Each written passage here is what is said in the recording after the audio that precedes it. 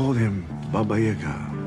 The boogeyman? Hey everyone, Thordan Smash here, and I'm joined by someone who leaks our analyst on Oxygen Esports and also our coach, Psycho, who has been crushing it at LAN so far. But today we're going to be talking about future legends coming to the game. Everyone knows about Revenant, Reborn. Some people know about Conduit. We're going to go even further into it, and we're also going to give about 45 bucks. All you got to do is like, comment, subscribe. You guys know the drill, but without further ado, let's jump into today's topic. Alright, so it should come as no surprise that we are getting Revenant Reborn in Season 18. Everyone is pretty much aware of that, and if you aren't aware of it, well, you've been living under a rock. We pretty much know that confirmed by Oz along with every other leaker out there, and the unfinished skin that we all saw is going to be his launch bundle, not prestige skin. Then in Season 19, we actually do know we are getting Conduit. That is also something that I have heard, Oz has heard, we've talked about it, and their abilities were already leaked a long time ago. They have a passive and tactical listed right there, although I will say that these two abilities have been scrapped completely. The only thing still remaining is the ultimate, which is the alternating current, which gives you some health back and forth. We don't know what the passive and tactical has turned into, but after that comes a very unique and interesting legend, and I'm going to talk about them today because I think that they are going to be the next up after Conduit. Scryer seems like the most interesting in terms of abilities in my personal opinion,